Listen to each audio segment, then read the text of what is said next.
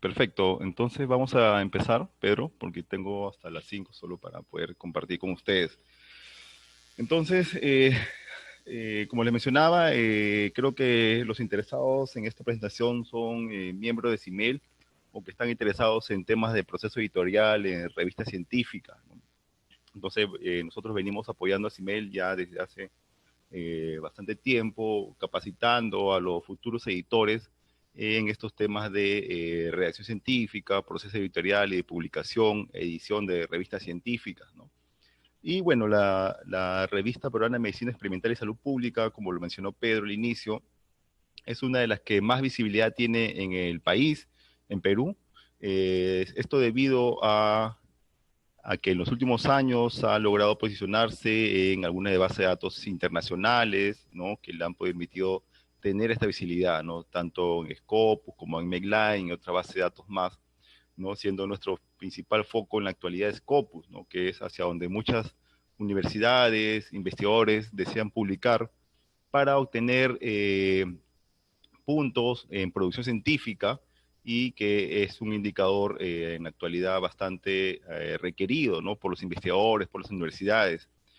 Entonces, esto ha hecho pues que con el transcurso de los años, además también de una mayor motivación para la investigación, la revista tenga cada vez un mayor número de manuscritos que reciben investigaciones, y esto también ha demandado un mayor trabajo en el proceso editorial, una mayor carga laboral también de los editores, del comité editor en conjunto, y en la actualidad es bastante trabajoso, es bastante laborioso tratar de manejar un gran número de artículos, ¿no?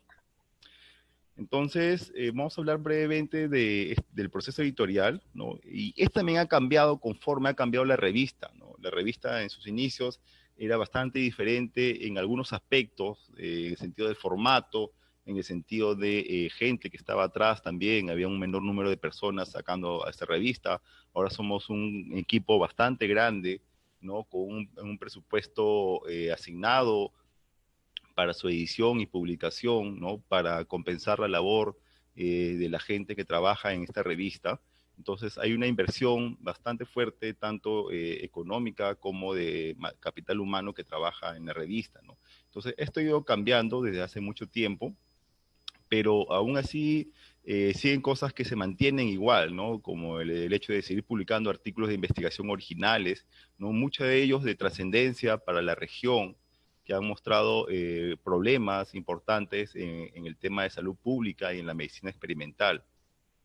Eso se mantiene hasta la actualidad, seguimos recibiendo investigaciones, y ahora nuestro principal foco de visibilidad, probablemente hacia el cual está orientado la revista, es a tratar de tener una publicación continua, ¿no? De su versión electrónica, ni bien aprobar un artículo, publicarlo en nuestra página web, ¿no? En nuestra OJS, que es la plataforma mediante el cual nosotros gestionamos los artículos, ¿no? Y es una de las plataformas en las cuales muchas revistas científicas latinoamericanas también están gestionando el movimiento de sus artículos que reciben, ¿no?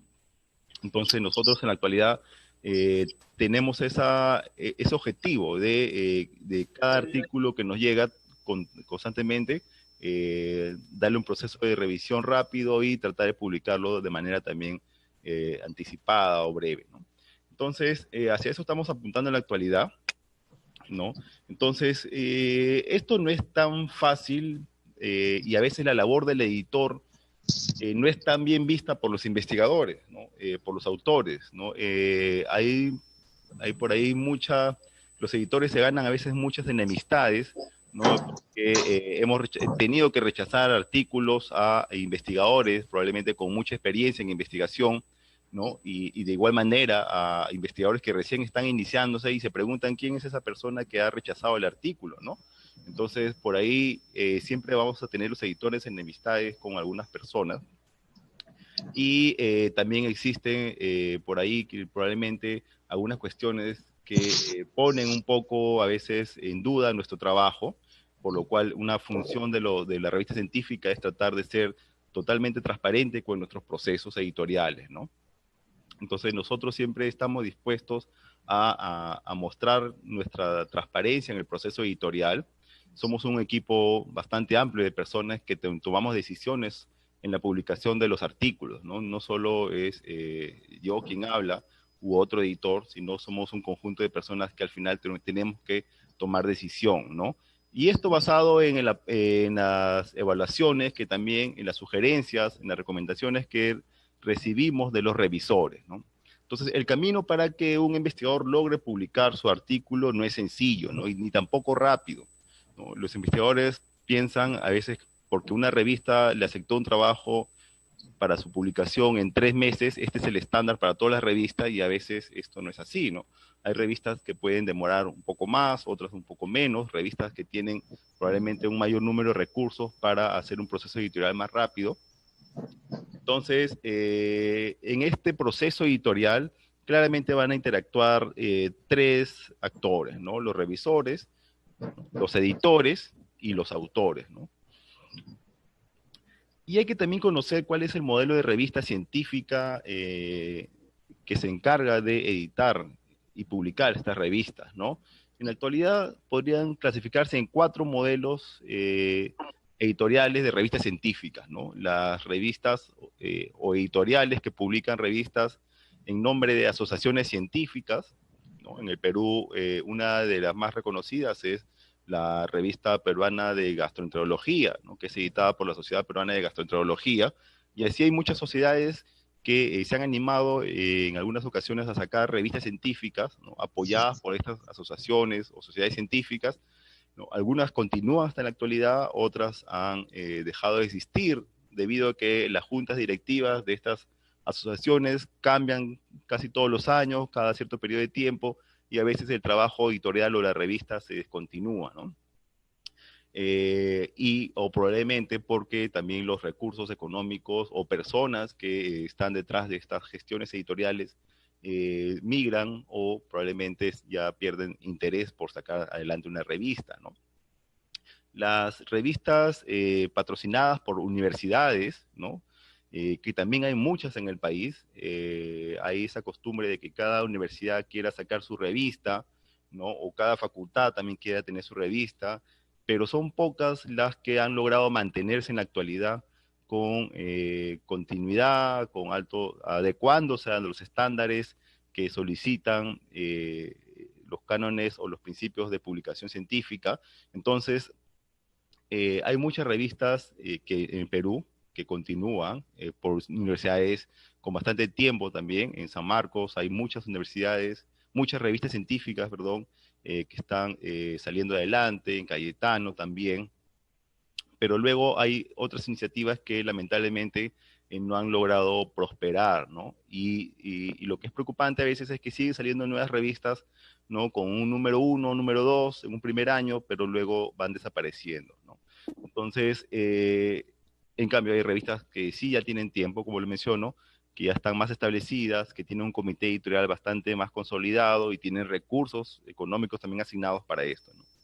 Las revistas que salen por editoriales de institutos de investigación, como es el caso del INS, ¿no? Que es una revista patrocinada por el Ministerio de Salud, ¿no? Es una revista que recibe fondos, recursos del Estado para su gestión y su edición, ¿no? Y probablemente por eso también tiene una continuidad, porque hay un grupo humano detrás de esta gestión que hace que esta revista siga trabajando en la actualidad, ¿no?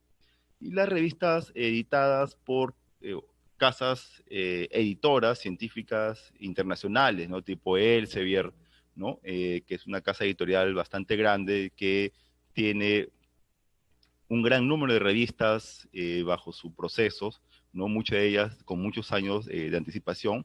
Estas casas editoriales también han logrado en algunas oportunidades comprar algunas revistas, ¿no? De institutos de investigación o revistas de universidades o sociedades científicas, ¿no? O al revés, estas instituciones han cedido estas revistas para su gestión por estas casas editoriales y han logrado en la actualidad pues adecuarse y seguir en continuidad, ¿no? Con los cambios que esto también podría ser implícito, ¿no? El hecho de tener un costo adicional por la gestión editorial y el hecho de que exista un costo también al momento de aceptar la publicación de los artículos que reciben. Entonces, estos son los 4 modelos que existen, ¿no? Que por lo general tienen en común que cada revista, cada modelo tiene un equipo editorial, ¿no? Conformado por las cabezas, que son el editor en jefe, o el director, o el editor científico, ¿no? Y los que un poco tienen ya el movimiento de los procesos editoriales, que son los editores adjuntos, ¿no? O editores asociados, y luego un equipo en conjunto que se encarga de la diagramación y la edición de la revista, ¿no? Como pueden ser los correctores de estilo, los traductores, los diagramadores, ¿no? Que son personas que trabajan en conjunto con los editores adjuntos para lograr sacar adelante las revistas, ¿no? En total es todo un conjunto de personas que trabaja detrás de la revista para poder sacar adelante cada número de esta, ¿no?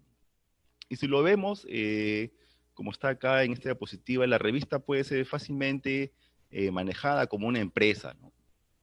Y esta empresa tiene un proceso que va a depender de una materia prima, ¿no? Que en este caso de una revista van a ser los manuscritos que recibe, ¿no? Es igual que una empresa, ¿no? Para tener un producto tiene que tener materia prima y en el caso de la revista van a ser los manuscritos. Algunos llegan en muy buena calidad, otros no tanto, ¿no? Y la empresa lo que hace es seleccionar lo mejor de esta materia prima, en este caso de estos manuscritos, que ingresan a un proceso, que es el proceso editorial, en los cuales van a trabajar los editores, los revisores, ¿no? Y luego este proceso editorial lo que se quiere es tener un producto que va a ser un artículo de una calidad aceptable, ¿no? Y el lector al final es el que va a decidir, o en base a su juicio, si es que este producto, sea la revista en su versión impresa o electrónica, realmente produce o publica artículos, ¿no? De buena calidad. Entonces, como podemos ver acá, la revista podría ser vista como una pequeña empresa, ¿no? Y nosotros vamos a entrar básicamente ahora en este proceso, ¿no? Que tiene esta empresa, ¿no? Cuando uno busca a veces en internet el proceso editorial, va a encontrar muchos flujogramas de procesos editoriales, ¿no? Algunos muy sencillos como este, y otros un poco más complejos, ¿no? Con un mayor número de flujos, ¿no? Nosotros quisiéramos que el proceso editorial fuera tan sencillo como este, pero no lo es, ¿no? Demanda un mayor número de pasos, de procesos que tienen que estar bien sustentados, ¿no? Para poder dar inicio un paso a otro, ¿no? Pero clásicamente este es el proceso editorial que tiene una revista científica, ¿no? Las revistas tienen un procedimiento para recepcionar los artículos, una asignación, ¿no? De recepción.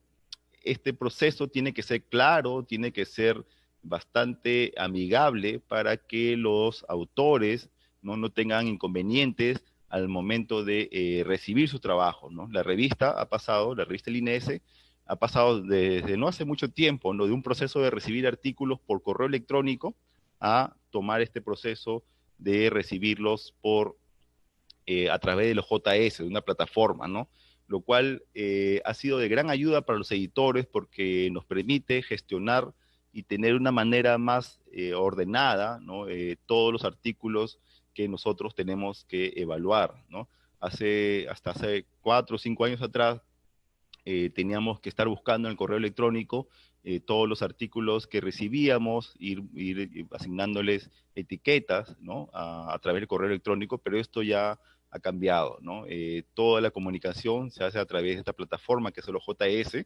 Hay revistas de casas editoriales más grandes que tienen sus propias plataformas, ¿no? Ellos crean sus propios sistemas para gestionar los artículos, ¿no? La revista del INS utiliza este OJS que es público, ¿no? Y que puede ser un poco editado, manejado de acuerdo a la presentación que la revista quiera darle, ¿no? El sistema JS tiene muchas alternativas para gestionar este proceso de gestión de artículos, ¿no?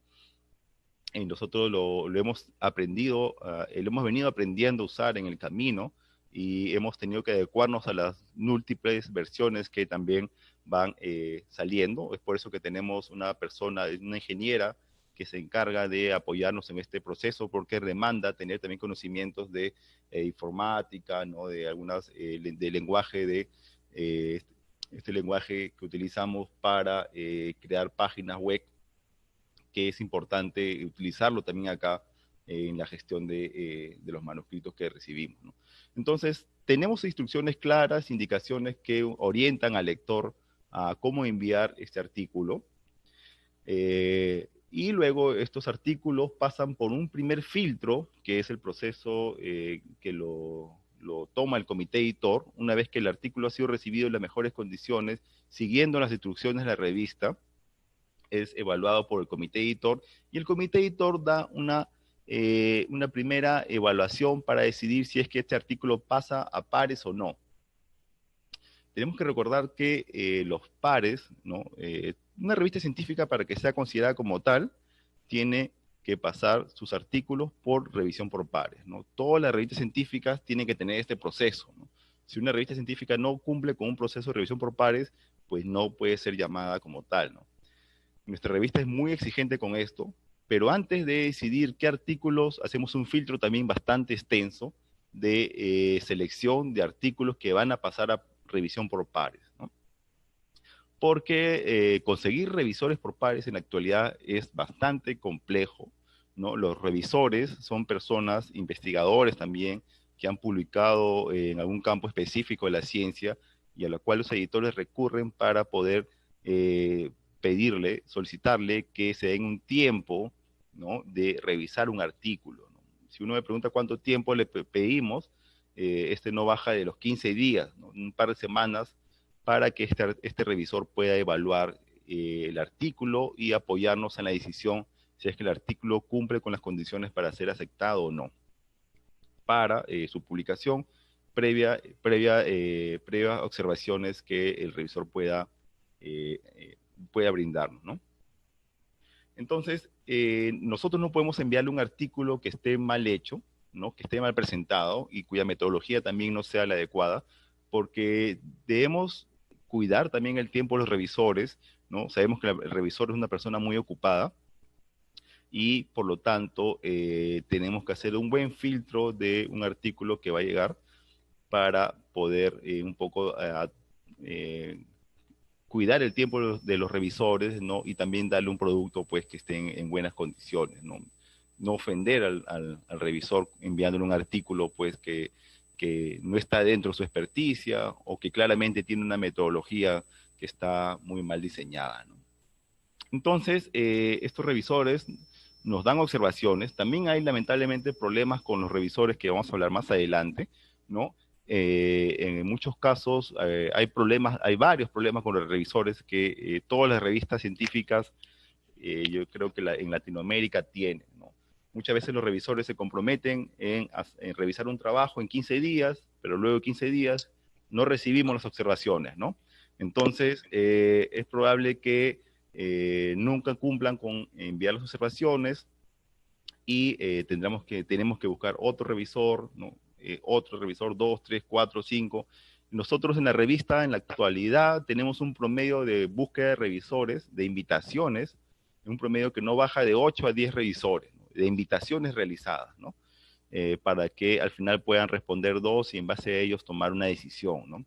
Entonces, hemos llegado hasta buscar o invitar a revisores a enviar un total de 20 a 30 correos solicitando a estas personas que nos puedan colaborar con una revisión. Y esto va incrementando el tiempo también en el proceso editorial y esto también un poco puede molestar a los autores porque puede también ir incrementándose el tiempo de revisión de su artículo, ¿no? Entonces, estamos en la actualidad nosotros viendo este problema cada vez con mayor frecuencia y tenemos que también empezar a tomar acciones para hacer que los revisores se logren comprometer de una mejor, de una manera más decidida con la revista, ¿no? Además, también tenemos el problema de que a veces los revisores, eh, probablemente por cumplir de una manera muy rápida con la solicitud que le hacemos, ¿no? Con la evaluación, no hacen una revisión muy exhaustiva o su revisión es bastante superflua y no contribuye a un poco mejorar la calidad del artículo, ¿no? A veces los revisores nos dan observaciones solo de redacción, de ortografía, de gramática, ¿no? Cambiar el título, pero no hay una mayor observación con respecto a la metodología, la estadística, ¿no? Al diseño. Entonces esto a veces no ayuda a los editores a poder tomar una decisión y es necesario buscar un segundo o tercer revisor que probablemente pueda ser más exhaustivo con su evaluación, ¿no? Una vez que recibimos ya observaciones que nosotros consideramos válidas, se las remitimos al autor y este autor va a tener que levantar las observaciones dentro de un proceso de tiempo. Y acá también hay un sinnúmero más de problemas que vamos a ir mencionando más adelante, ¿no? Entonces, el proceso editorial es una forma de comunicación compleja. Es una comunicación en la cual, como mencioné, van a interactuar en el centro el editor, ¿no? Y en ambos lados el autor y el revisor, ¿no? Entonces el editor estaba un poco en el medio tomando decisiones, ¿no? Para que al final un manuscrito se pueda publicar en su revista, ¿no? Es repetitivo pero es flexible, ¿no? Es un ciclo, ¿no? Que puede ser flexible, ¿no? Los editores, las revistas científicas no son muy estrictas, o mejor dicho, no son rigurosas con frente a la solicitud de un revisor de tomar un poco más de tiempo para dar su evaluación, o de los autores al solicitar un poco más de tiempo para enviar sus observaciones, ¿no? Entonces, podemos ser flexibles, ¿no? Hay personas, somos humanos los que estamos atrás de este proceso y podemos comprender a veces podemos tener alguna flexibilidad con los procesos, ¿no?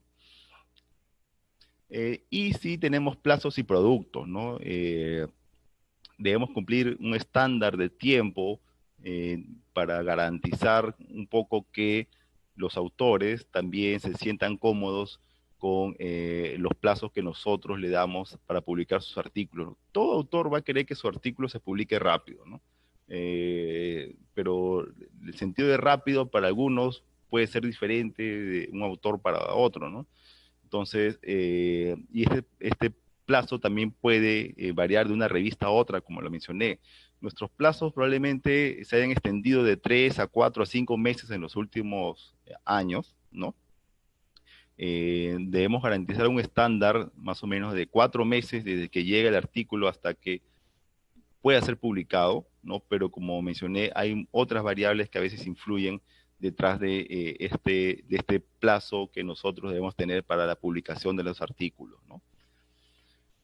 Tenemos aspectos éticos, como todo el proceso editorial tiene aspectos éticos que también debe conocer el autor, debe conocer el revisor y debe tener presente también el editor, ¿no?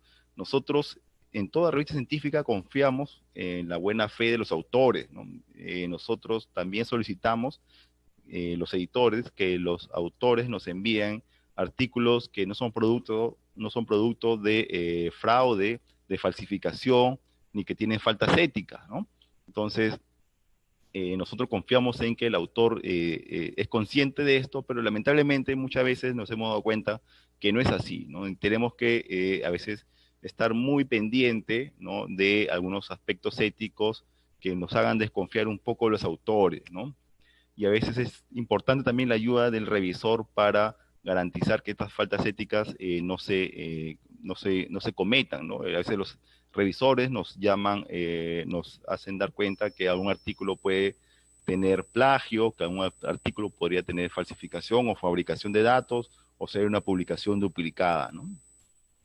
El revisor también tiene algunas consideraciones éticas que debe tener presente, ¿no? Como el sentido de manifestar si es que este revisor conoce al autor. Nuestra revisión es ciega, pero a veces puede haber conflictos de intereses entre el revisor y el autor, y esto un poco puede sesgar la decisión de los revisores, ¿no? Eso es lo que a veces solicitamos del revisor. En casi siempre nosotros solicitamos que el revisor un poco pueda describir si es que tiene algún tipo de conflicto de intereses con respecto a la evaluación que va a realizar, ¿no?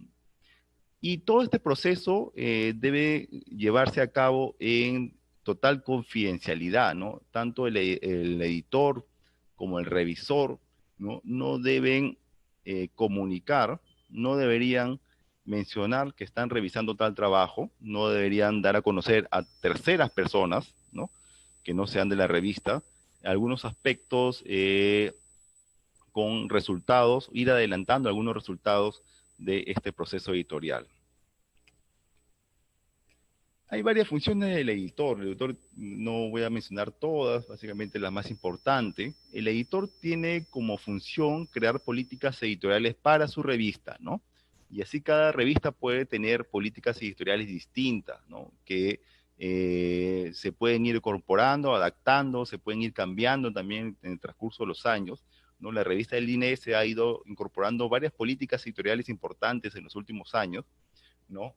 Algunas de ellas como por ejemplo, como parte de una política editorial, solicitar que todas las investigaciones realizadas en humanos hayan sido previamente aprobadas por un comité de ética institucional de investigación en humanos, ¿no? Hasta hace algunos años no era un requisito de la revista, ¿no? No era parte de su política editorial, no era parte de sus instrucciones, ¿no? En la actualidad sí. Entonces, en la actualidad es un requisito para que la revista pueda aceptar estos artículos, en especial de investigaciones con intervenciones en humanos, ¿no? Que estos puedan ser aprobados previamente por comités de ética, ¿no? Hasta hace algún tiempo teníamos la salvedad de investigaciones, algunas investigaciones en humanos podrían ser exoneradas por comité de ética si es que la investigación procedía o se realizaba en el contexto de una emergencia sanitaria, ¿no? En la actualidad, con este problema del COVID-19, nos ha hecho replantear esta salvedad, ¿no? Porque esta emergencia sanitaria va a tener para mucho más tiempo, ¿no? Antes, emergencias sanitarias, cuando nosotros evaluamos emergencias sanitarias en el país, eran emergencias sanitarias por brotes que probablemente tenían una extensión de tiempo no mayor de una semana, un mes, ¿no? Y eran brotes muy rápidos para alguna enfermedad en los cuales no se podía probablemente escribir rápidamente un protocolo, a pasar por comité de ética, pero en este contexto de COVID-19, lamentablemente, no es así, ¿no? Hay mucho por investigar, ¿no? Pero si lo aplicamos a nuestras instituciones, probablemente estas no se ajusten, y esto también ha cambiado nuestra revista, ¿no? Entonces, esa salvedad de que investigaciones en humanos, con excepción de emergencias sanitarias, no puedan ser revisadas por comité de ética, se ha modificado también últimamente, ¿no? Entonces las políticas editoriales van cambiando en la revista, como le mencioné. También hemos ido adquiriendo algunos controles para evitar plagio en la revista. Tenemos un software de detección antiplagio, que es una práctica usual pasar en los artículos que recibimos, y tenemos cada vez mayor rigurosidad también contra las faltas éticas que podamos recibir los autores, ¿no? Hay unas políticas editoriales que vamos a tener que implantar más adelante porque lamentablemente hay algunas faltas éticas de algunos autores que se hacen repetitivas, ¿no? Se hacen repetitivas y vamos a tener que ser más rigurosos con esto, aplicar de manera más rigurosa la COPE, que que solicita pues que cuando un autor comete una falta ética sea comunicada a las instituciones a las cuales pertenecen estos autores, ¿no? Y ellos puedan tomar sanciones, ¿no? Y probablemente tengamos que en algunos casos vetar al autor, ¿no? Probablemente no recibir sus artículos por un periodo de tiempo debido a que ha sido reincidente en alguna falta ética como plagio o publicación duplicada, ¿no? Entonces, esto es algo que cada vez con más frecuencia vemos y que vamos a tener que implantarlo en nuestras políticas editoriales también, ¿no? Tenemos que velar, coordinar acciones con el patrocinador y con los otros editores, ¿no? Nosotros tenemos que un poco también ir ajustándonos a los cambios que vienen, solicitar también más apoyo por parte del que nos patrocinan, ¿no? Solicitar una gestión o mayores recursos, por así decirlo, para la revista, ¿no? Con aquellas personas que nos patrocinan y podamos demandar el apoyo. En este caso, en los últimos años hemos vuelto a tener el apoyo de un corrector, de una correctora de estilo, de un traductor, ¿no? De un diagramador. Entonces son recursos que se tienen que gestionar con los patrocinadores, ¿no? De las revistas. Revisar y actualizar periódicamente las normas o guías para los autores, como le mencionamos también, que van a ser parte de las políticas editoriales de revista. Nosotros en todos los años estamos modificando algunas cuestiones, cosas con respecto a la presentación de los manuscritos, ¿no? Entonces, para hacerlo también más dinámico, explicando también mejor cómo es el proceso editorial de los artículos que recibimos, y esto se ve y se debe transparentar en nuestras instrucciones. Asimismo, estar siempre pendientes de resolver las consultas con los autores, ¿no? Cada vez hay más consultas de los autores, cada vez recibimos más artículos y también tenemos más consultas de los autores, ¿no? Que nos preguntan a veces tienen varias interrogantes y nos las traducen, nos las envían al correo de la revista, y los editores tienen que estar ahí para responder sus dudas, ¿no? O a veces para explicar en qué proceso se encuentra su artículo o por qué está demorando tanto, etcétera. Los editores también deben revisar todos los manuscritos presentados a la revista, ¿no? Evaluarlos, a lo que sean asignados para los editores. Nuestra revista tiene 3 editores que se encargan de revisar los artículos que van a ser luego enviados a revisores y comunicar a los autores, ¿no? Entonces tenemos que revisar todos estos artículos, tenemos también que buscar los revisores, hacer un seguimiento del proceso de revisión. Asimismo, un poco analizar los comentarios de los revisores y traducir, enviar estos comentarios de los revisores a los autores para que ellos puedan hacer luego el levantamiento de las observaciones. Tenemos que editar también la versión final del manuscrito que se va a publicar. Muchas veces tenemos que adecuar el manuscrito, ¿no? Una vez que llega, luego de hacer correcciones los revisores, tenemos que hacer algunas modificaciones muy mínimas en la redacción, probablemente para darle formato de la revista, ¿no? Tanto en el título, resumen, como en el propio cuerpo del artículo. Bueno, y esas son algunas de las funciones de los editores. Son muchas más, pero he presentado básicamente algunas que están centradas en la edición del manuscrito, ¿no? En el seguimiento, en el proceso de revisión, de evaluación y el proceso de publicación del manuscrito, ¿no? Y el revisor, como lo mencioné, también tiene algunas funciones. La principal es, y lo que nos ayuda bastante a la revista, es el tratar de reducir resultados que no puedan ser irrelevantes, ¿no? Necesitamos del apoyo de los revisores para que ellos con su experticia nos digan si es que realmente los resultados contribuyen o van a ser importantes para generar evidencia científica, son originales, ¿no? O probablemente que dentro del manuscrito existen afirmaciones que no están adecuadamente sustentadas, ¿no? Tengan interpretaciones erróneas, ¿no? O perspectivas personales, ¿no? O tengan un mal uso de la estadística, la metodología no sea la adecuada para responder el objetivo de la investigación, etcétera, ¿no? Entonces, el revisor es muy importante en esta función de evaluar previamente los artículos antes de ser aceptados para su publicación, ¿no? Y este proceso nos permite mantener estándares de calidad, ¿no? Rendimiento y credibilidad, ¿no? El proceso de revisión por pares no es tan antiguo, ¿no? Nature lo aplicó recientemente en 1977, y básicamente se conocen estas 3 formas de revisión por pares, ¿no? El proceso ciego, en los cuales la identidad de los revisores no se conoce, pero la del autor sí. El revisor puede saber quién es el autor de ese trabajo que va a evaluar.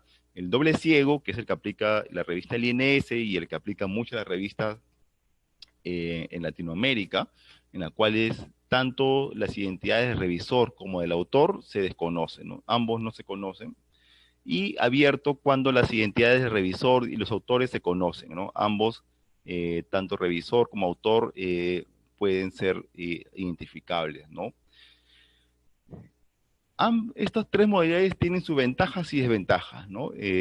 Algunas más que otras, ¿no? En el sentido de que probablemente, por ejemplo, si es abierto, a veces las revisiones no van a ser muy exhaustivas, ¿no? De todas maneras va a existir un sesgo probablemente detrás de la exhaustividad en la revisión. Hay una modalidad en los últimos años que veo mucho en las revistas latinoamericanas y es que la revista solicite al autor revisores, ¿no? Entonces, junto con el envío del manuscrito de la revista, hay también una declaración de quiénes podrían ser revisores del artículo, ¿no? Entonces, los autores dan una lista de 5 revisores para que la revista, el editor los pueda tener en cuenta en el caso de necesitar hacer alguna revisión, ¿no? Pero yo creo que hasta ahora el doble ciego es el modelo que funciona bien, en los cuales los dos, tanto el revisor como el autor, no se conocen, no son identificables y esto permite un poco que los revisores puedan ser más exhaustivos con la evaluación, ¿no? Y no tengan un sesgo al momento de revisar los trabajos de los autores. La revista LINES ha evaluado o constantemente está evaluando un poco no solo la procedencia de nuestros revisores, sino también la calidad de sus revisiones, ¿no? Ya hemos hecho una especie de evaluación de dónde proceden nuestros revisores, quienes colaboran con más frecuencia con nuestra revista, ¿no? Claramente la mayoría que participa como revisores son investigadores que hayan publicado en revistas científicas de habla hispana, ¿no? Porque nuestra revista es en español. Entonces, si uno ve la frecuencia en esta figura de abajo, ¿no? Si juntamos España, México, Chile, todos los países de los cuales proceden los otros revisores, esta va a ser superior, esta va a ser mayor a la frecuencia de revisores peruanos que nosotros invitamos, ¿no? Entonces, hay varias características interesantes que hemos encontrado nosotros con respecto a las revisiones, ¿no? Y que probablemente son parte también de un trabajo que estamos haciendo en la revista, ¿no? Eh, Nos hemos dado cuenta, por ejemplo, que los revisores del extranjero, a comparación de los peruanos, sí cumplen con el tiempo solicitado para la evaluación, ¿no? En cambio, los revisores peruanos probablemente a veces se olvidan de enviar su revisión a tiempo o a veces no la hacen, ¿no? En cambio, los revisores extranjeros sí cumplen con el tiempo de evaluación. Y si evaluamos género, las mujeres las revisoras mujeres, ¿no? Son las que aún cumplen, incluso cumplen mejor su labor de revisoras, ¿no? Son a veces un poco más exhaustivas que los revisores hombres, ¿no? Entonces, hay algunas características interesantes y hay varios estudios que han evaluado también algunos comportamientos de los revisores, ¿no? Y es importante también empezar a un poco a entrenar a los revisores, ¿no? Lamentablemente, lo que hemos visto en el país es que si bien es cierto, un revisor o un investigador haya podido publicar mucho, lamentablemente no vemos que a veces sus evaluaciones puedan ser muy útiles para los editores o para la revista, ¿no? Entonces es necesario dar un entrenamiento a los investigadores sobre cómo revisar un artículo, ¿no? Entonces hay iniciativas bastante interesantes como la de Gaceta Sanitaria, que hace un curso virtual un poco para entrenar a sus revisores, a sus investigadores, a los lectores interesados sobre cómo revisar un artículo, ¿no? Hay pasos que uno debe cumplir para revisar un artículo de manera efectiva, ¿no? Y la respuesta que uno da también a la carta de observaciones también tiene ciertos pasos que se deben cumplir, ¿no? De una forma más ordenada, para que haya una comunicación también más homogénea entre el editor y el revisor, ¿no? Y para que el revisor un poco también pueda comprender qué es lo que el editor quiere de una revisión para un artículo. Entonces sería interesante empezar a trabajar más en este tipo de capacitaciones para los autores, ¿no? Investigadores, gente que ha publicado una revista, sobre cómo revisar un artículo original y quede claro qué es lo que los editores o qué es lo más valioso que para los editores pueda ser útil de un revisor, ya que solicitamos su experticia, y cómo este revisor debería plantear en sus observaciones, ¿no?, las críticas que tenga para el artículo, ¿no? Nosotros vemos, hay varias cuestiones que a veces, como lo mencioné, de revisiones muy superfluas, en el sentido de mencionar solo cuestiones de redacción, ortografía, ¿no?, hasta a veces revisiones muy buenas, ¿no?, pero que a veces vemos que en un solo párrafo hay como 5 o 6 observaciones que se entrelazan, ¿no? Entonces, por ahí eso también el editor tiene que luego separar de ese párrafo uno por uno las observaciones, y una para introducción, una metodología, otra para resultado, otra para discusión, ¿no? Tiene que ir separando luego estas observaciones, ¿no? No hay un orden, una claridad a veces en las revisiones, en las observaciones que remiten los revisores, ¿no? Entonces, nosotros en la revista Linés estábamos apuntando a hacer para este año un curso de este tipo, ¿no? Pero lamentablemente por el tema de la pandemia no se ha podido, pero esperamos retomarlo e incluso un poco hacer una investigación para evaluar qué características, un poco caracterizar a los revisores y ver un poco si este curso que nosotros les íbamos a brindar podría ser útil o tendría efectos en base a que sirvan para los autores, o los revisores, mejor dicho, ¿no?, para ver si este curso que nosotros pensábamos brindar tuvo cierto efecto en mejorar las habilidades, ¿no?, de los revisores al momento de hacer sus evaluaciones. Y bueno, a veces, como les mencionamos hace un momento, el editor se gana enemistades por parte de los autores porque, porque se cuestionan el motivo de rechazo de sus artículos, ¿no?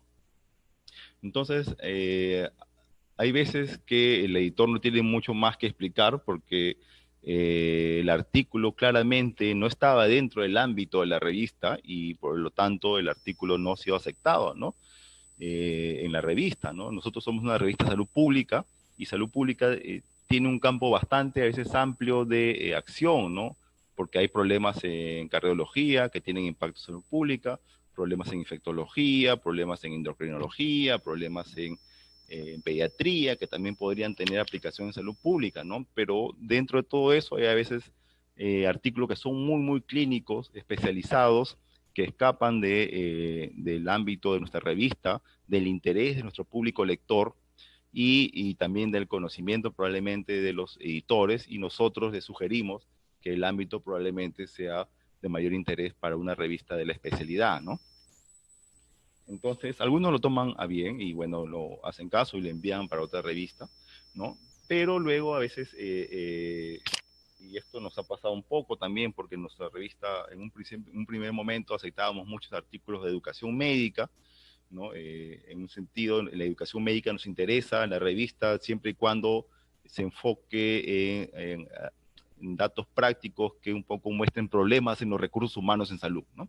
Pero nuestra revista un poco ha dejado de recibir muchos, mejor dicho, recibe, pero probablemente muchos artículos del área de educación médica sean destinados para revistas especializadas en educación médica, ¿no? Que en la actualidad cada vez hay más, ¿no? Entonces, esto a veces puede traer algunas molestias a algunos autores, porque nos dicen, mira, si tú has publicado un artículo de educación médica hace 5 años, ¿por qué ahora no? Y es porque por lo mismo que las políticas editoriales también de la revista cambian, ¿no? Probablemente hace muchos años también no tengamos más artículos de donde un poco seleccionar. En la actualidad sí tenemos cada vez más artículos que recibimos, ¿no? Y podemos a veces ir seleccionando un poco más artículos que no sean tan especializados, ¿no? Y poder cumplir con este proceso de publicación, ¿no?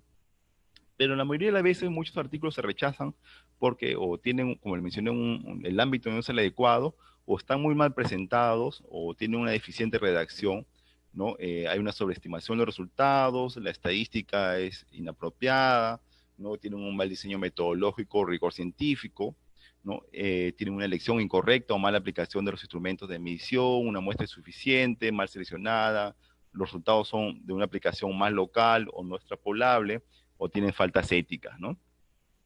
Entonces, los editores sí tienen que evaluar previamente si es que la metodología es adecuada o no, ¿no? Y si es incorrecta, pues no se rechaza por problemas metodológicos y se les explica al autor, ¿no?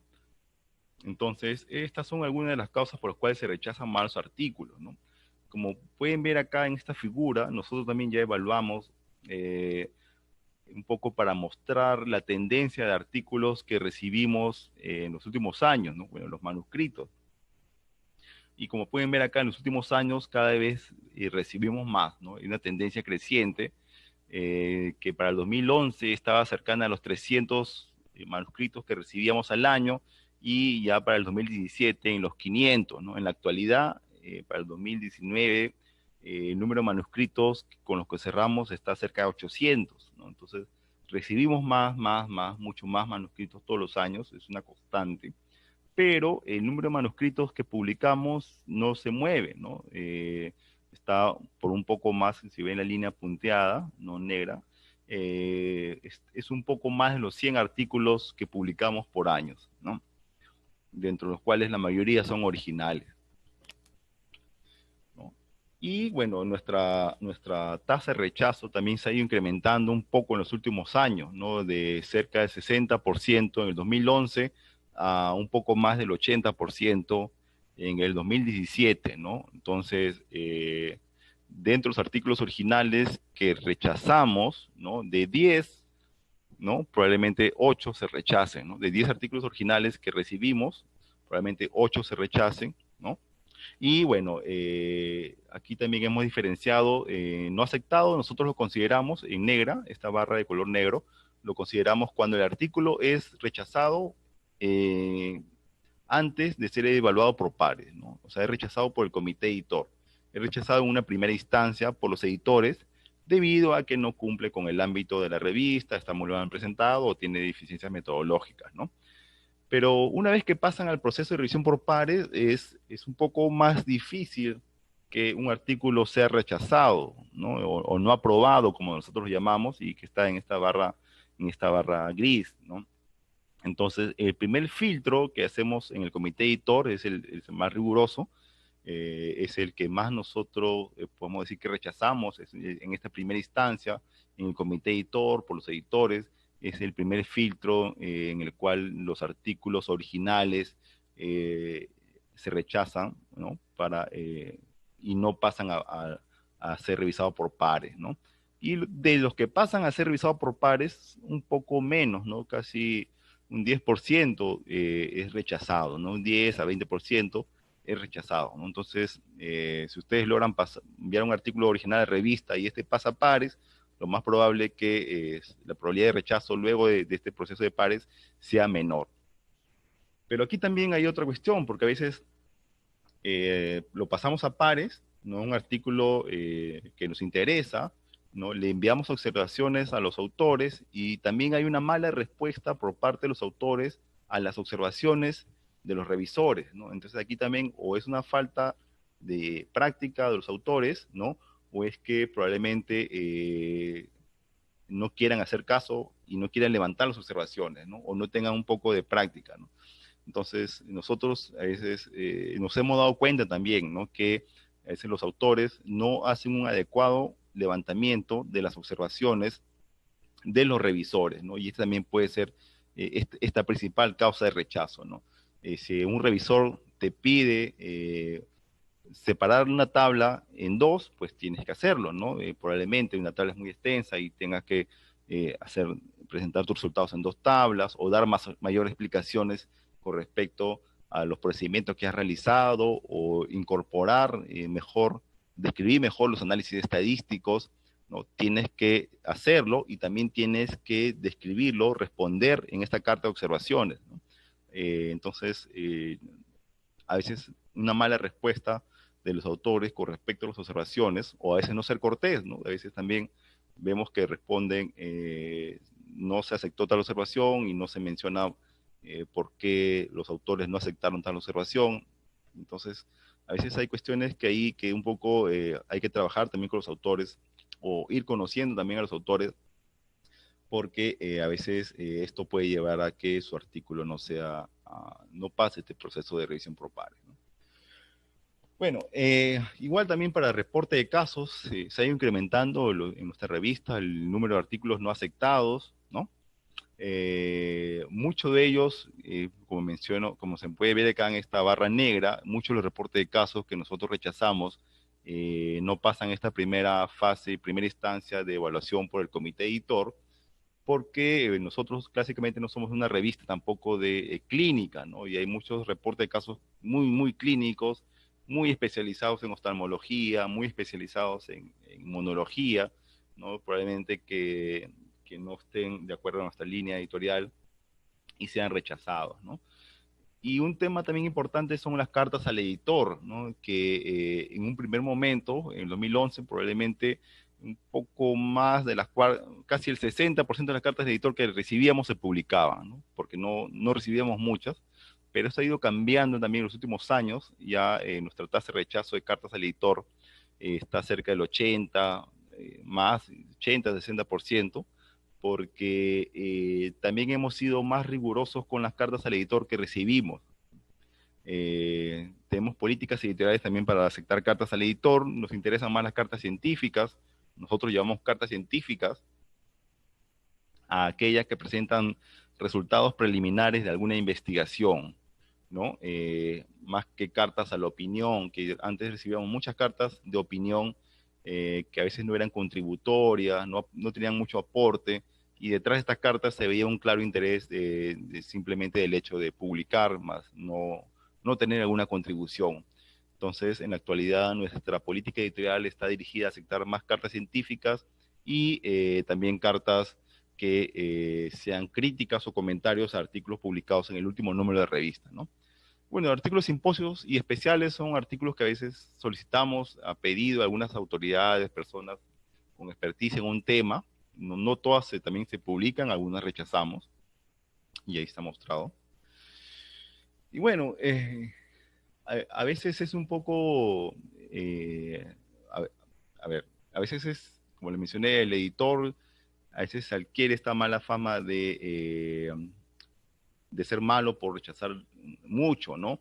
Pero, o piensan también, hay una duda por parte de los autores, tanto experimentados como aquellos que recién se inician, del hecho de ponerte en la palestra, decir por qué le aceptaste y por qué a mí no, ¿no? O por qué a tal artículo rechazaste y por qué a mí no, ¿no? Entonces, un poco el editor se va formando en estas críticas que va recibiendo.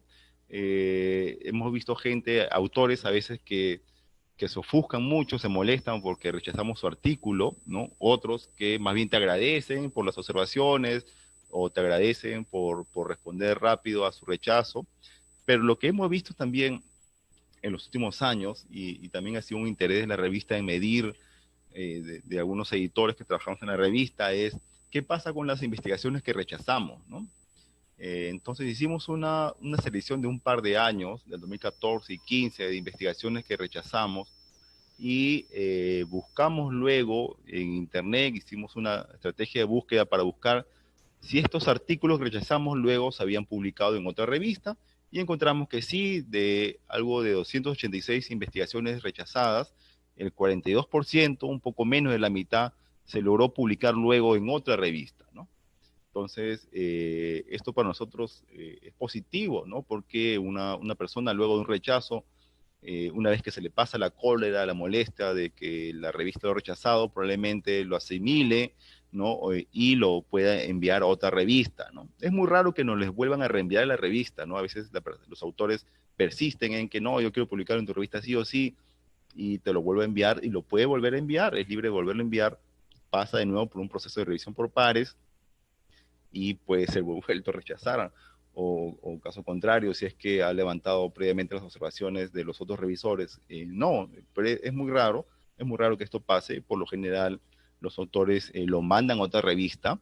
Y hemos visto que algunas investigaciones que hemos rechazado incluso se han publicado luego en revistas de mayor impacto, ¿no? En revistas del extranjero, ¿no? Entonces, casi muchas de las revistas que nosotros publicamos mejor dicho, que rechazamos, de este 42% de artículos que rechazamos, la mayoría de artículos se publicó luego en revistas del extranjero, ¿no? El 60% y un 40% de revistas peruanas, ¿no? Y esto claramente a veces porque nos llegan artículos que no están de acuerdo al ámbito de interés de nuestra revista, ¿no?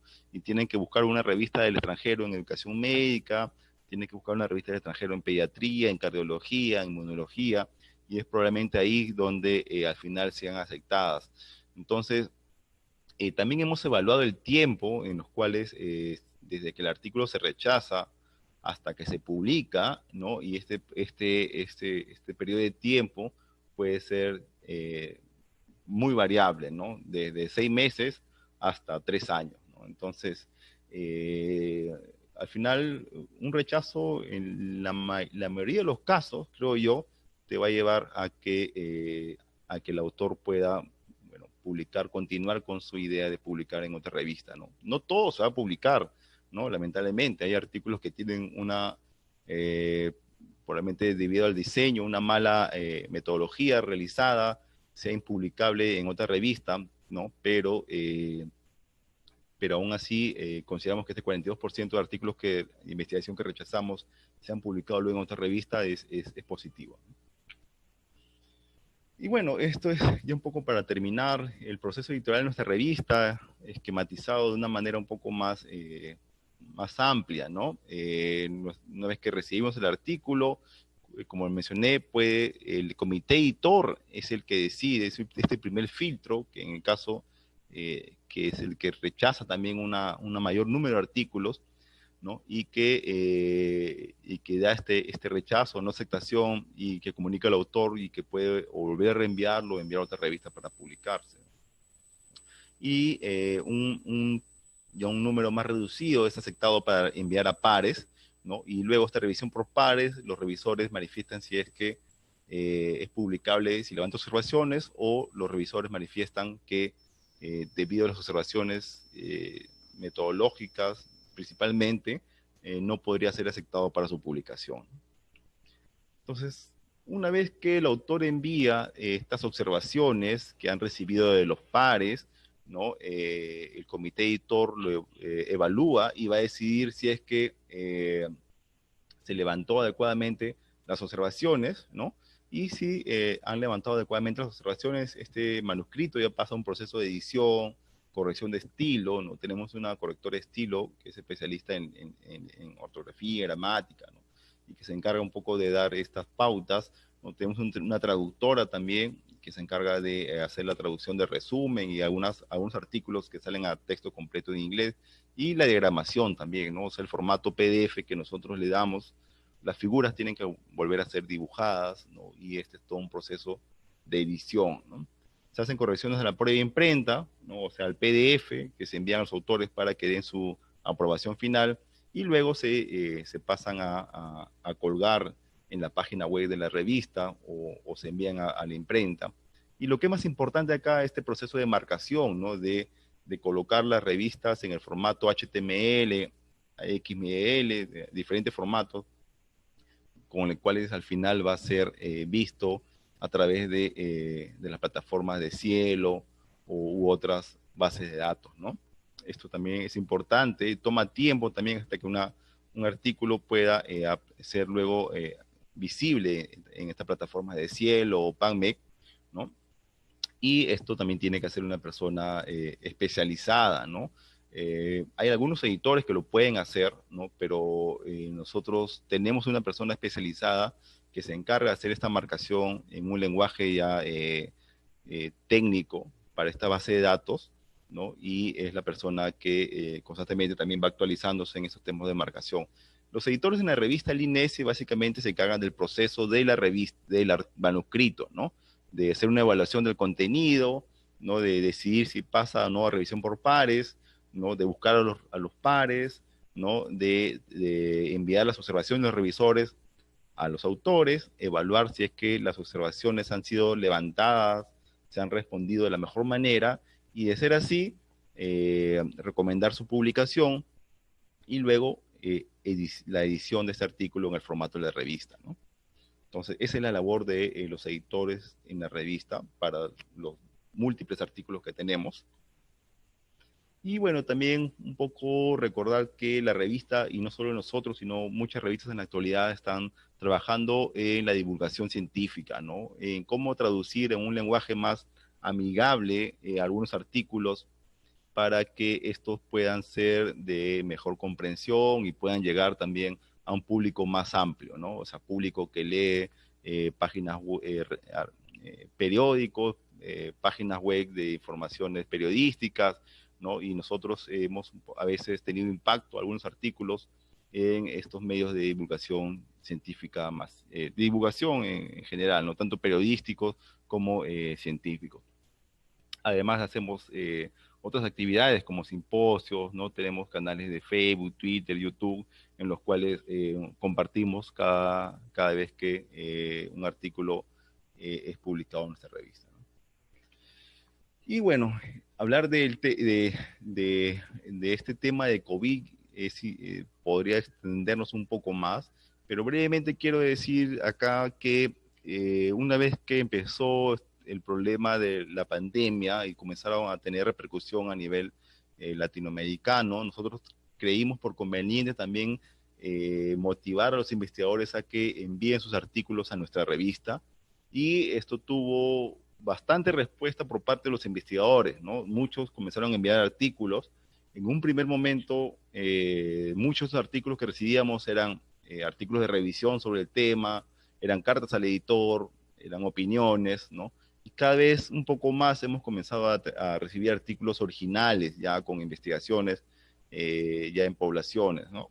Pero hemos tenido una gran cantidad de artículos sobre el tema. Muchos hemos rechazado lamentablemente eh, porque su contribución, su aporte no era tan llamativa, ¿no? Hay mucha información que está ahora circulando por internet, y a veces recibir una carta al editor para decir que este medicamento no es bueno o es bueno, entonces más allá de una opinión, a veces no es tan contributiva, ¿no? Queremos datos o información más eh, propia, ¿no? Datos que permitan contribuir a tomar decisiones, ¿no?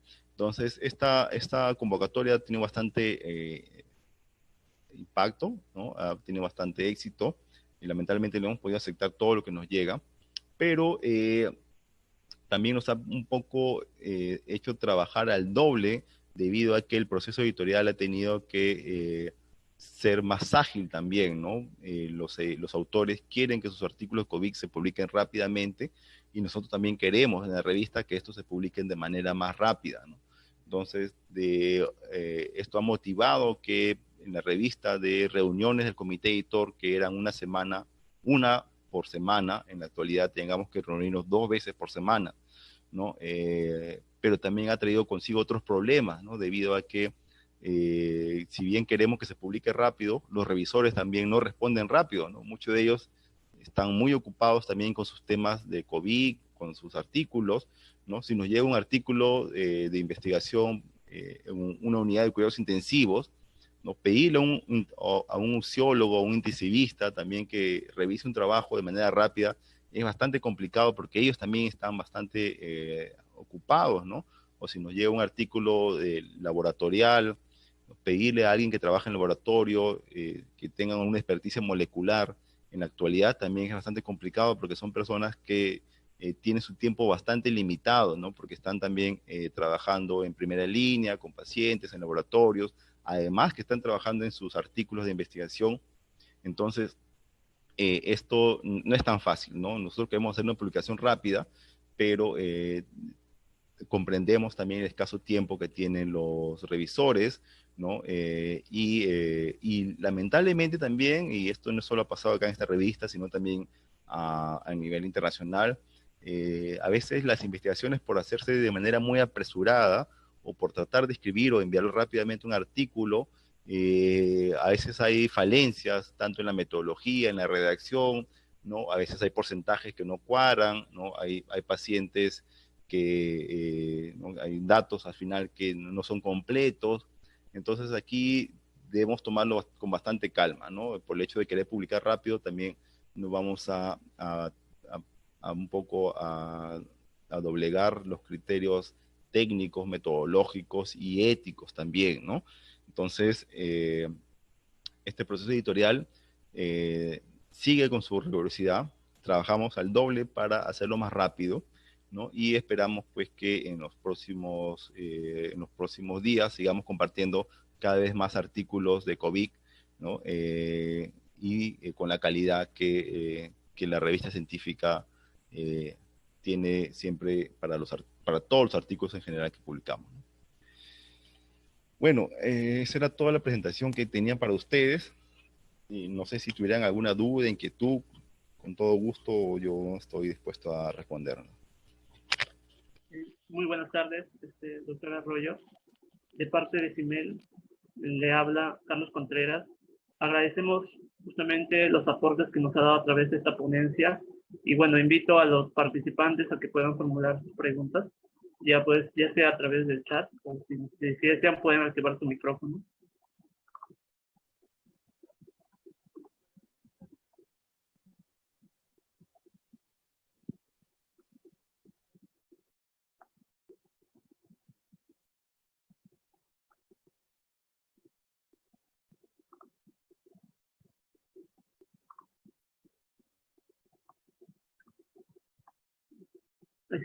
Hay una pregunta, al parecer. Gabriel, tal vez nos podrías formular tu pregunta por el chat o por... Hola, buenas tardes, ¿sí me escuchan? Sí. Ya, yo tengo una duda. Por ejemplo, yo envío mi artículo a la revista y pasa todo el proceso y lo publican tal vez en la revista que el doctor maneja, la revista peruana. ¿Podría enviar el mismo artículo a otra revista de otro país o ya no puedo hacer eso? Hola, no.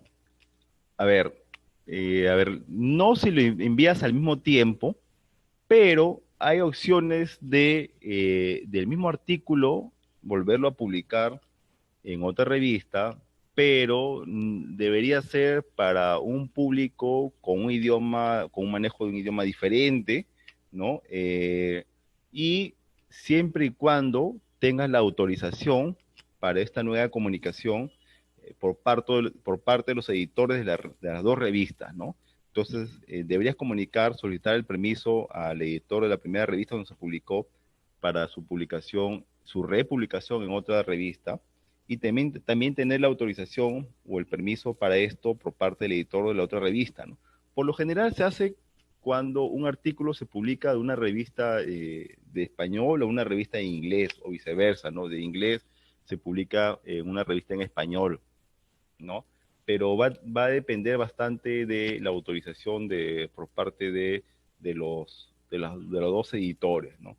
Entonces, sí se podría hacer, ¿no? Siempre y cuando el público objetivo de esta comunicación sea diferente. Entonces, tendrían que revisar, como menciono, tendrían que tener la autorización por parte de los editores de las dos revistas y realmente evaluar si es que justifica, ¿no? Que este artículo pueda ser replicable, pueda ser publicable para otro público objetivo, ¿no? Al cual está dirigido la otra revista. Muchas gracias, doctor, por la respuesta. Tenemos una pregunta en el chat. Nos preguntan sobre el curso que usted mencionó para revisar un artículo original, si se encuentra actualmente disponible y si cualquiera puede realizarlo. Claro, yo por lo que veo sale cada año. El año pasado salió la cuarta edición del curso. Sí, es accesible para todos, pero sí necesita de un pago, ¿no? En euros, y registrarse nada más, hacer el pago y luego te dan tu certificación, ¿no? Entonces, yo creo que sí es libre, pero creo que es a tiempo real, ¿no? No es que el curso ya esté guardado, creo que es a tiempo real que tienes que ir siguiendo el curso previo pago de la inscripción. Es un artículo bastante interesante, ¿no? Yo creo que, es un curso bastante interesante, no he visto similares en Latinoamérica, ¿no? Pero sí cada vez hay mayor necesidad de las revistas científicas de de instruir a sus revisores, ¿no? Lamentablemente son muy pocos los que tengan estas habilidades para responder adecuadamente una evaluación a un artículo, ¿no? O sea, sabemos que los artículos, a veces buscamos revisores que sabemos que han publicado muchos artículos, pero cuando nos envían su revisión, pues a veces no logra un poco cumplir con las expectativas que teníamos los editores de esa evaluación. O lo hacen de manera muy rápida, ¿no? O lo hacen de una manera muy rápida, o realmente no han querido hacer una revisión completa del artículo, ¿no? Entonces, sí, es una buena opción de un poco ir entrenándose, ¿no? Y también, Muchas gracias, doctor. sí, claro, sí, adelante. Sí, no, más bien me gustaría que pueda continuar porque corté.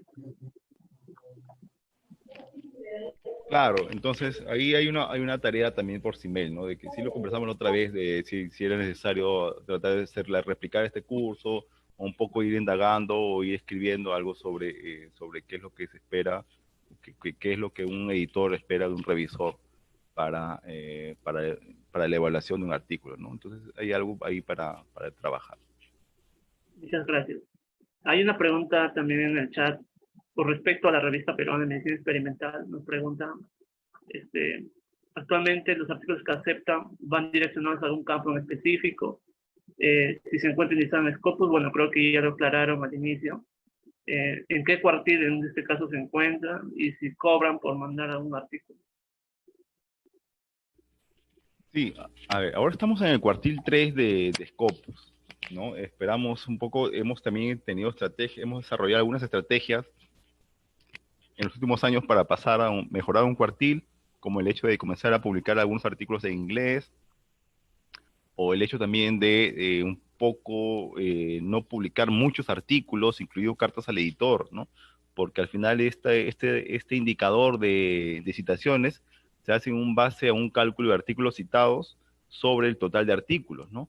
Entonces, en este colchón, en este denominador, si tienes muchos artículos y tienes pocas citas, poco eso va a diluir este factor de impacto, ¿no? Entonces, hay que jugar un poco con eso, hay que analizar y ver, ser un poco más, seleccionar una mejor forma los artículos para que estos realmente se puedan publicar, aquellos también que puedan ser más citables, ¿no? Entonces, estamos en cuartil 3, esperamos mejorar en cuartil 2 y en las próximas evaluaciones. No cobramos por publicar, somos una revista que no cobra, ¿no? Entonces, pueden enviarnos trabajos de manera... hay algunas revistas que tienen diferentes tipos de costos en el proceso editorial, ¿no? Algunas te cobran por subir tu artículo antes que sea evaluado, ¿no? Nosotros no hacemos ese cobro, ¿no? Algunas revistas cobran ya al final cuando el artículo va a ser publicado, ¿no? Antes de si ha sido aceptado por publicar, te dicen, ha sido aceptado por publicar y tienes que pagar tanto antes de que sea publicado, ¿no? Entonces, nosotros no tenemos ningún tipo de costos, ¿no? Bueno, estamos dispuestos a recibir sus contribuciones, ¿no? Muchas gracias, doctor. En cuanto a hay una pregunta. Dice, ¿el editor puede publicar en la revista a la cual pertenece? Sí, sí puede publicar, ¿no? Lo que sí hemos también tenido una observación el año pasado con respecto a ese punto, es que la revista Peruana de Medicina Experimental y su comité editor, ¿no? Sus editores, su comité editor, está conformado por gente, tanto editores como investigadores, ¿no? Que están bastante involucrados en el ámbito científico peruano, ¿no? Entonces son miembros que tienen muchas publicaciones, ¿no? Y a veces publican, también mandan sus artículos a la revista del propio INS, ¿no? Entonces hay un indicador que se trató de evaluar el año pasado de un límite de porcentaje de artículos que podrían ser, que salen publicados en la revista, que podrían ser del comité editor, ¿no? Incluyendo los editores. Entonces, se esperaría que no más de ese 30% sean del comité editor, ¿no? Entonces, nosotros estamos ajustándonos a ese límite, ¿no? Entonces, si bien es cierto, sí aceptamos artículos de los editores, de miembros del comité editor, vamos a ajustarnos a que este no sobrepase este 30%. Y lo otro que es importante también que lo mencionen y lo hemos incorporado en nuestras instrucciones, es que cuando un editor envía un artículo a la revista, ¿no? La revisión se hace de igual manera como si el editor, mejor dicho, el artículo, ¿no? No es así, el mismo editor no es el que sigue el proceso de su artículo, ¿no? Es otro editor el que sigue el proceso del artículo, y este editor se encarga de buscar los revisores, ¿no? Y en decisión en conjunto con el comité editor, porque son varias personas las que al final deciden si es que este artículo tiene las condiciones para ser aceptado para su publicación o no. En decisión con todas estas personas que forman parte del comité editor, se decide si el artículo es aceptado o no para su publicación, ¿no? Entonces, no es tan sencillo, o sea, uno esperaría que sea más fácil para el editor publicar en su revista, pero no lo es, ¿no? A mí me han rechazado varias veces varios artículos que he enviado. Bueno, y se han enviado en otras revistas o estamos preparándolo para otra revista, ¿no? Este artículo, esta información que les comento yo sobre cuántos de los artículos que se rechazaron se publican luego en otra revista, ¿no? El artículo original lo mandamos a la propia revista del INS y también nos lo rechazaron, ¿no? Entonces lo mandamos a otra revista y lo rechazaron también, y ya estamos intentando con la tercera revista, ¿no? Entonces sí puede el editor publicar en su propia revista, ¿no? Se espera que esto no sea más del 30%, ¿no? De las contribuciones que hay en todo el año, en conjunto comité editor, ¿no? Y sí, todas las revistas tienen garantizado que no existe ningún tipo de favoritismo para el editor, ¿no? Ni para ningún miembro del comité editor, para que este artículo al final pueda ser publicado. Lo que se mide siempre es la calidad de la contribución. Muchas gracias, doctor. En referencia justamente al curso de revisión de artículos, nos llega la pregunta si ese curso se puede encontrar en la web o en todo caso cómo se puede uno contactar.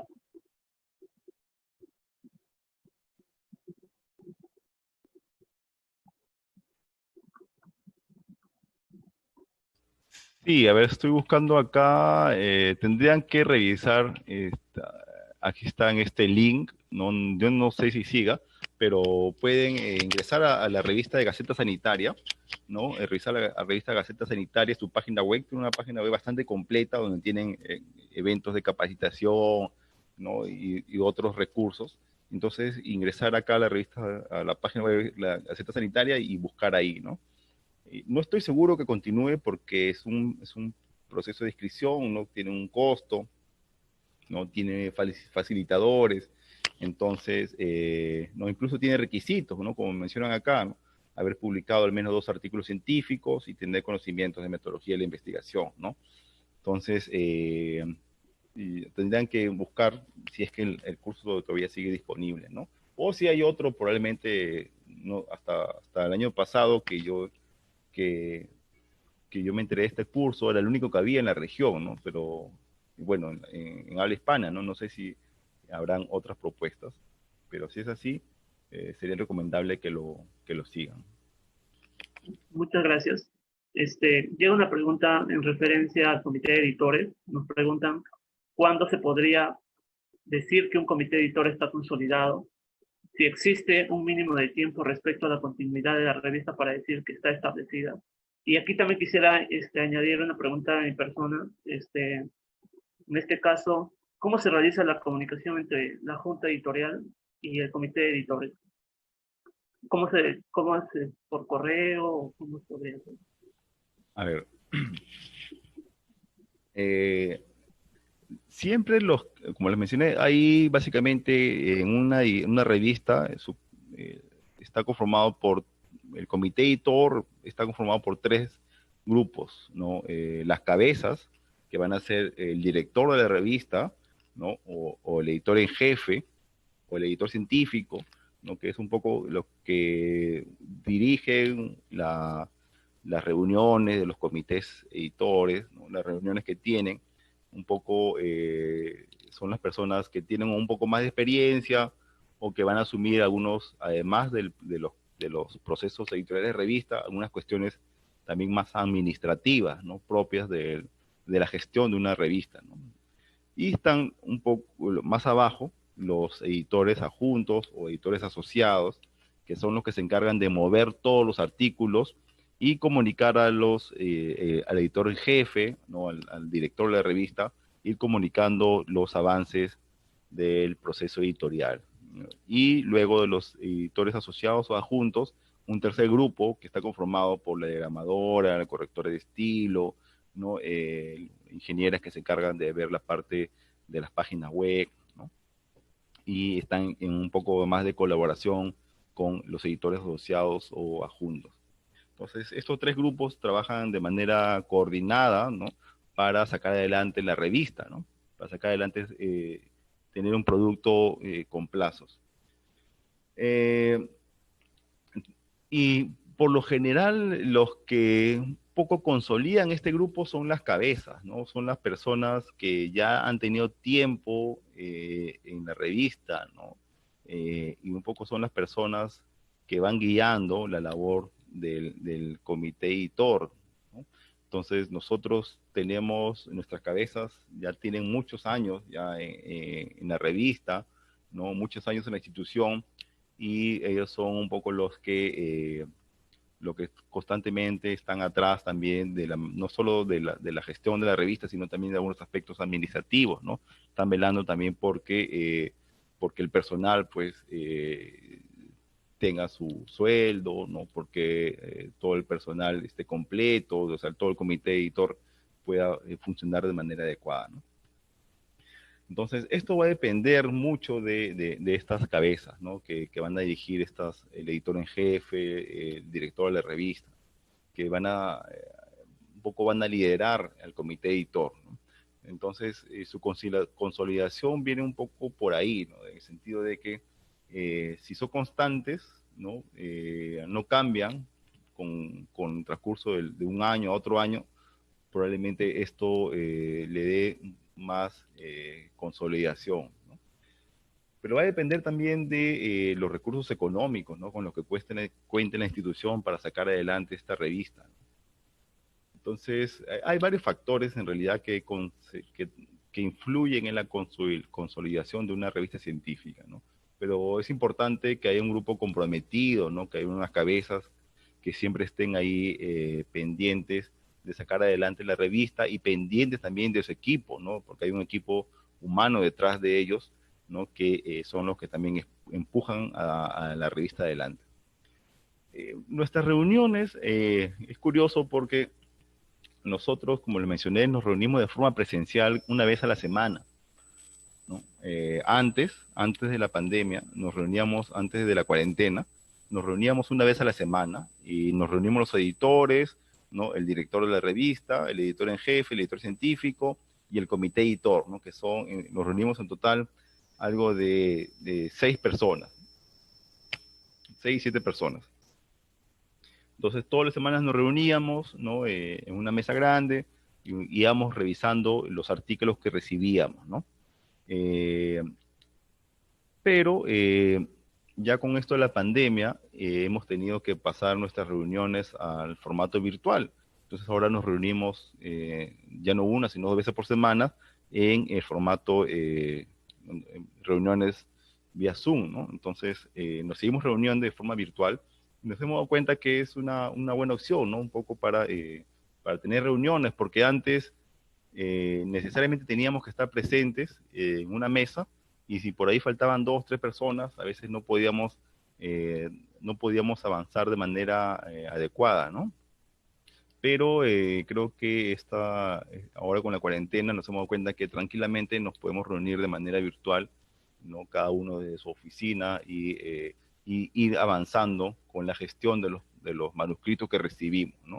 Entonces, no es necesario tener una reunión presencial, ¿no? Puedes hacerlo de manera virtual, a distancia, pero sí tienes que tener una agenda, ¿no? De qué artículos van a ver cada semana, ¿no? Entonces, eso sí es importante, creo yo, y detrás de esta agenda también tiene que haber una persona que vaya dando pautas de los manuscritos que se tienen que evaluar cada semana. Nosotros tenemos también una persona que hace la agenda, que da seguimiento para que vayamos evaluando cada semana qué artículo nuevo llegó, qué respuestas de revisores llegaron, ¿no? Qué levantamiento de observaciones han llegado nuevas para evaluar en esta reunión. Muchas gracias, doctor Arroyo. Nos realizan otra pregunta en cuanto a la revista peruana de medicina experimental. ¿Cómo se mide la calidad de la contribución de los autores? ¿Y cuál es la frecuencia de publicación de trabajos desarrollados por estudiantes de medicina humana?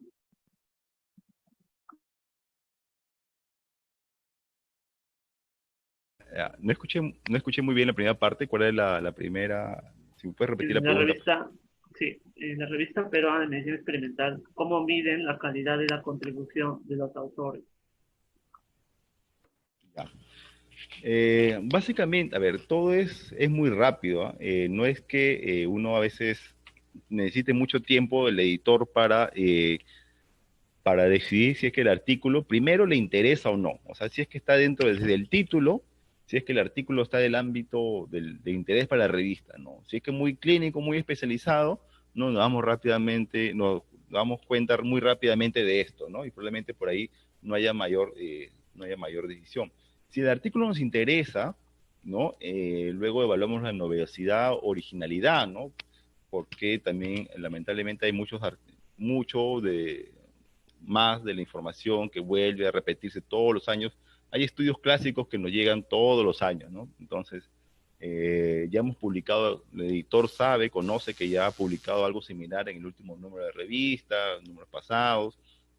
Entonces nos damos cuenta, o en otras revistas, y nos damos cuenta que la originalidad no es buena, ¿no? Entonces sería otro motivo de rápida no aceptación. Y si el artículo es original, no está adecuado para nuestra revista, lo otro que evaluamos es que esté bien escrito, ¿no? Que la redacción se haya realizado según las instrucciones que nosotros tenemos, que, que la metodología esté de acuerdo a dar respuesta al objetivo de la investigación, que la estadística también esté bien desarrollada, que la presentación de resultados sea adecuada, ¿no? Que tenga una estructura de redacción científica para la discusión, ¿no? Entonces, ese es un punto bastante fundamental para los editores, ¿no? Entonces, que sea del ámbito, que sea original, que sea de interés para la revista, que esté bien escrito, ¿no? Sería más que suficiente para mencionar que ha llegado a una calidad aceptable, ¿no? Ya los revisores van a complementar luego si es que para los revisores que son expertos en el tema encuentran deficiencias más técnicas, ¿no? En la metodología, ¿no? O probablemente nos ha pasado también que para los editores nosotros podemos considerar que es original cuando los revisores al final nos hacen dar cuenta que no lo es, ¿no? Entonces, por eso es importante el apoyo de los revisores, pero sí es importante que tenga una buena presentación, ¿no? El artículo, ¿no? Que esté bien redactado, creo yo, lo primordial, porque si el artículo a primera impresión, a primera vista, no está bien presentado, ¿no? De cómo presentan sus resultados, sus tablas, ¿no? La redacción, ¿no? Si es muy confusa, probablemente esto ya desanima al editor a seguir continuando su proceso editorial. Lo otro con respecto a los estudiantes, sí, es cada vez mayor, ¿no? Nuestra revista ha sido una de las primeras en el Perú en dar una ventana abierta, ser una ventana abierta para que los estudiantes comiencen a investigar y publicar, ¿no? Y no ha sido fácil también porque antes había mucho la concepción de que, y hasta ahora existe esto de que, o sea, los estudiantes no podrían publicar en una revista científica por sí solos, ¿no? Entonces la revista ha sido puerta para que muchos estudiantes muestren algunas de sus investigaciones, y lo que sí vemos cada vez más es que los estudiantes hacen investigaciones cada vez más complejas, ¿no? pero sí a veces es necesario que tengan una mejor asesoría con respecto a que se involucren también con profesionales, ¿no? Que un poco puedan orientar a que estas investigaciones a veces no tengan sean un poco más elaboradas, ¿no? Sean mejor presentadas, ¿no? Puedan tener también la experiencia de alguien, un profesional que también figure como parte de la autoría, ¿no? Entonces, se ha incrementado bastante, como le menciono, los artículos que publicamos como parte de esto con estudiantes, ¿no? Eh, y bueno, siempre nosotros lo que evaluamos detrás de esto es también la calidad de los mismos. Muchas gracias, doctor Arroyo. Una pregunta adicional, nos dicen si los artículos relacionados con el COVID y en inglés están siendo aceptados en la revista peruana. Primero tienen que enviarlo en español, ¿no? Nosotros, nuestro proceso editorial es en español. Entonces, si ustedes tienen un artículo sobre COVID, lo pueden enviar en español, ¿no? Porque pasan todo el proceso editorial en español. Y si es que al final es aceptado para su publicación, ya pueden enviar la versión final en inglés, ¿no? Recuerden que la versión que ustedes envían no va a ser la misma que al final se va a publicar, ¿no? Entonces, si envían un artículo en inglés, este va a tener muchas modificaciones, ¿no? No va a ser el mismo contenido probablemente que se publica al final. Y casi todo nuestro proceso en realidad se realiza en español, ¿no? Entonces, tienen que ingresarlo en español y si al final se acepta para publicación, ya ustedes pueden enviar la traducción en inglés, ¿no?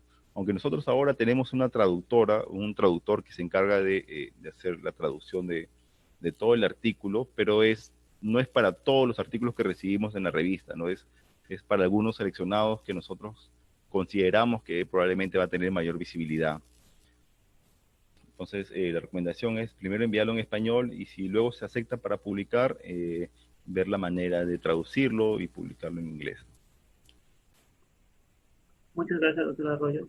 Entonces, al no haber más preguntas, estaríamos dando por finalizada esta actividad. Agradecemos nuevamente su colaboración y también la plena participación de todos los asistentes. Por parte de CIMED, entonces, agradecemos su generosa colaboración esta tarde.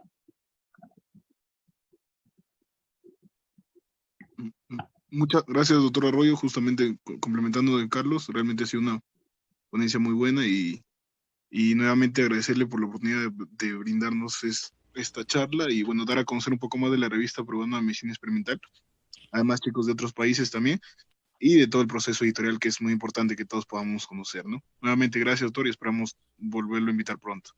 Gracias a ustedes y bueno, un fuerte abrazo a todos los asistentes y estamos en comunicación para a seguir contribuyendo con CIMEL y con la sociedad científica. Un abrazo y hasta luego.